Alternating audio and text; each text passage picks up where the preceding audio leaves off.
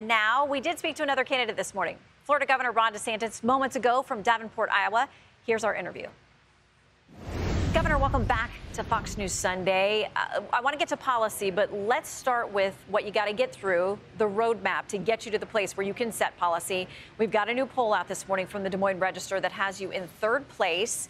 Where do you need to finish on Monday? What's your internal assessment of what you need to have going into New Hampshire to consider this a success, to keep you viable for voters, donors, those who you want to support you moving forward?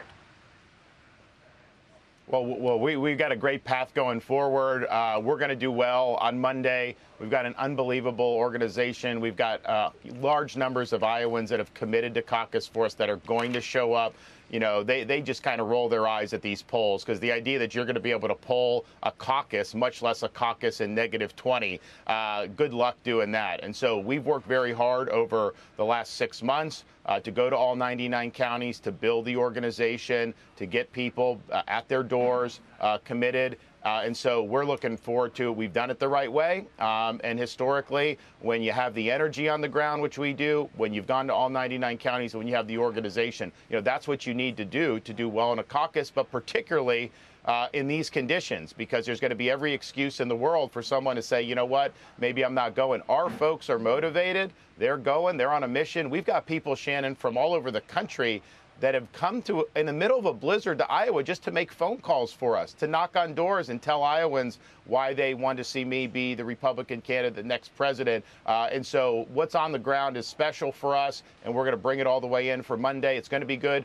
Tuesday, we're going to be in both South Carolina and New Hampshire. And then, of course, the balance of the week in New Hampshire, we have a debate scheduled on Thursday. I don't know if anyone else has accepted the debate, but I've accepted it.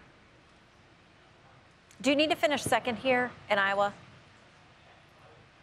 We're going to do well. And I think, look, I appreciate being the underdog. I like how people have tried to say, what? So I do better in those situations. And I think I have a record of doing well as the underdog. But we're going to do well, and we look forward to going to the next contest. I mean, you know, obviously New Hampshire has 20 delegates. Iowa has 40. South Carolina is a big deal. Nevada has a caucus. I'm participating. Donald Trump's participating.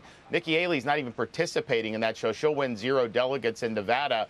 The whole name of this game is to win a majority of the delegates. So we're competing for every delegate we can. Okay, let's talk about the border. It's something you've been involved with, obviously, as the governor of Florida, and it's something that you would have to immediately start addressing as president of the United States. In Texas, the governor there has now got National Guardsmen blocking U.S. Border Patrol agents from stretches of the Rio Grande. Texas Governor Abbott has said this: Texas has the legal authority to control ingress and egress into any geographic location in the state.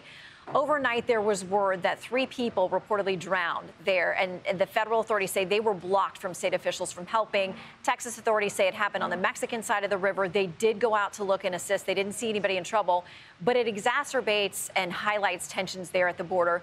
Would you, as president, would you, as governor, have put National Guardsmen and women now in this place where they're at odds with federal Border Patrol agents? Well, I've already done it. We've supported Texas to the hilt.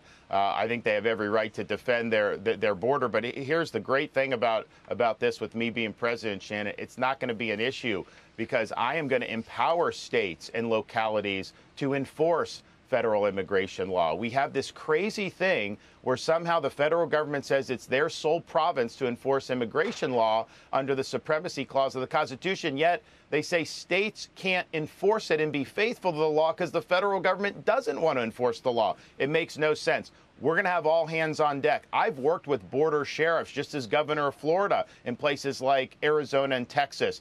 Their communities are getting overrun, the state of Texas. So all states and localities will be empowered to enforce federal immigration law. That includes at the border, but it also includes in the interior of our country. If you have criminal aliens, state and local need to be working with federal so that we can deport the people. We need to work to make sure we're deporting illegal aliens, particularly the 8 million that have come in under Biden. So we're going to be working together. We're going to hold sanctuary states and sanctuary cities accountable. We're not going to let them thumb their nose at immigration law. But all Texas is trying to do is to be faithful to the law while Joe Biden is not enforcing the law.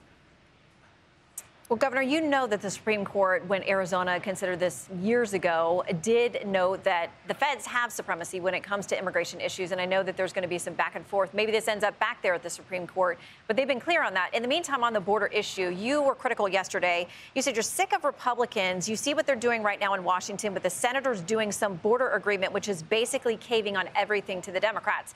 We've talked to the negotiators, Senator Lankford and others, about what's going on. They don't have text yet, so we don't have the contours of this.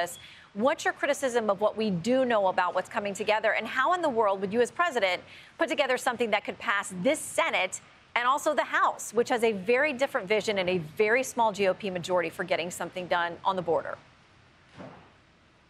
Well, first, you're right about Arizona versus U.S. I think this current court would absolutely reevaluate that. And I think it would also be a different posture because the federal government, we wouldn't be suing a state. We would be supporting the state. Now, on this, I got the details. I think it was on a Fox report where they're going to give work permits for illegal aliens. They're greenlighting more, an increase in immigration under some of these things. And it's like, wait a minute. We've had 8 million people come illegally. I've been traveling around to these early states, Shannon. I've done town halls. I've taken questions day after day. I've not had one voter, Republican voter, tell me that is the type of thing that they want to see. They want to see the border taken care of. And yes, there's certain things that you want to work with Congress on.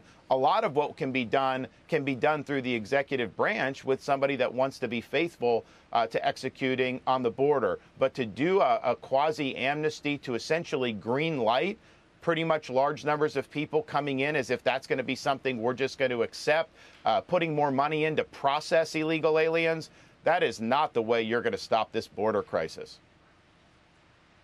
All right, as we are just hours away now from getting to the actual first votes in this primary caucus season, in hindsight, is there anything you would change about the way that you launched or that you've run your campaign to this point?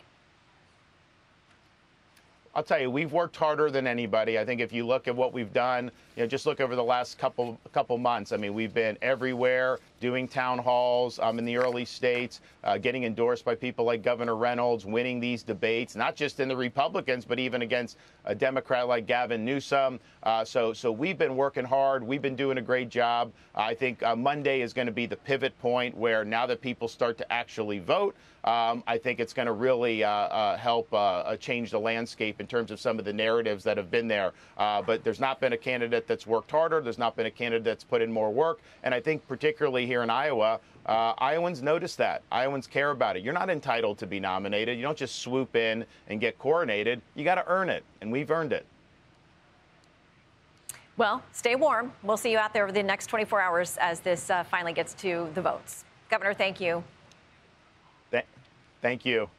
I'm Steve Doocy. I'm Brian Kilmeade. And I'm Ainsley Earhart. And click here to subscribe to the Fox News YouTube page to catch our hottest interviews and most compelling analysis.